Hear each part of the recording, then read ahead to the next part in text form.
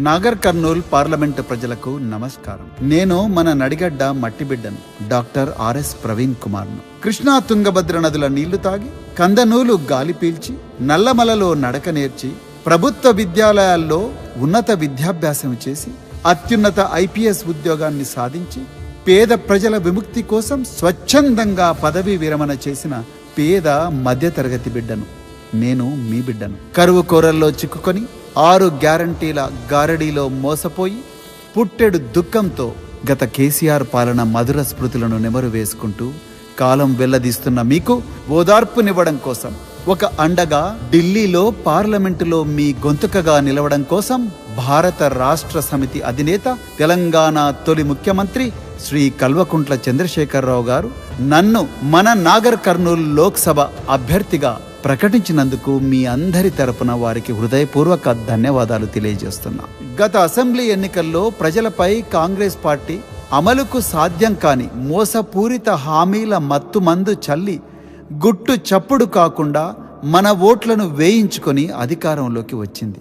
అధికారంలోకి వచ్చిన 100 రోజుల్లోనే ఇచ్చిన హామీలను తుంగలో తొక్కింది. అధికార దాహంతో ప్రజా సమస్యలను గాలికి వదిలేసింది.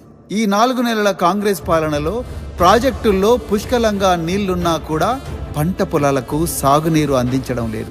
సాగునీటి కోసం రైతాంగం రోడ్డెక్కి ఆందోళన చేస్తున్న ఎండిన పంటలను చూసి దిక్కుతోచని స్థితిలో సుమారు 200 మంది రైతన్నలు ఆత్మహత్యలు చేసుకున్న ఈ ప్రభుత్వంలో కరుణించేవారు కరువయ్యారు. ప్రజలకు కరెంటు కష్టాల తిప్పలు మళ్లీ మొదలయ్యాయి. మిషన్ భగీరథ నల్లాల నుండి తాగునీళ్లు మళ్లీ బంద్ అయినాయి.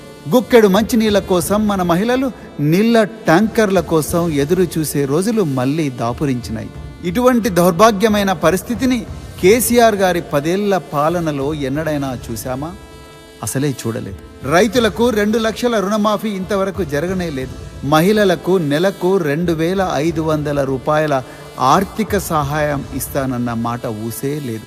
విద్యార్థులకు విద్యా భరోసాను ఇవ్వడం లేదు. చేయూత పథకానికి మొండి చేయి చూపించి పింఛన్లను 2016 నుండి 4,000 రూపాయలకు పెంచుతామన్న కాంగ్రెస్ సర్కారు పత్తా లేకుండా పోయింది. అసెంబ్లీ ఎన్నికల్లో ఓట్ల కోసం కాంగ్రెస్ ఇచ్చిన హామీలన్నీ మోసపూరితమైనవేనని తేట తెల్లమైంది. ఇప్పుడు ఇవే హామీలతో ఇదే కాంగ్రెస్ నాయకులు మళ్ళీ మన ఓట్ల కోసం మన ఇండ్ల దగ్గరికి వస్తున్నారు. తస్మాత్ జాగ్రత్త. ప్రత్యేక తెలంగాణ కోసం ప్రాణ త్యాగానికి కూడా సిద్ధపడి కేసీఆర్ గారు పోరాడి సాధించిన తెలంగాణ రాష్ట్రం వారి నాయకత్వంలో 10 ఏళ్లు సస్యశ్యామలమైంది. కేసీఆర్ గారు ముఖ్యమంత్రిగా ప్రవేశపెట్టిన ప్రజా సంక్షేమ పథకాలు మిషన్ కాకతీయ, మిషన్ భగీరథ, కాళేశ్వరం, రైతు బంధు, రైతు బీమా, ఆసరా పెన్షన్లు, దళిత బంధు, బీసీ బంధు, కళ్యాణ లక్ష్మి, షాదీ ముబారక్, గురుకులాలు వంటి అనేక పథకాలు కాంగ్రెస్ పాలనలో కనుమరుగవుతున్నాయి. కేంద్రం నుంచి మన రాష్ట్రానికి రావాల్సిన నిధులు రావడం లేదు. కేంద్రంపై పోరాడి మన హక్కులను సాధించాల్సిన నాయకులు నేడు మన రాష్ట్రంలో కరువయ్యారు. రాష్ట్రంలోని కాంగ్రెస్ కేంద్రంలోని బీజేపీతో చేతులు కలిపి బడే బాయ్ చోటే బాయ్ లాగా లోపాయికారి ఒప్పందం కుదుర్చుకున్నాయి.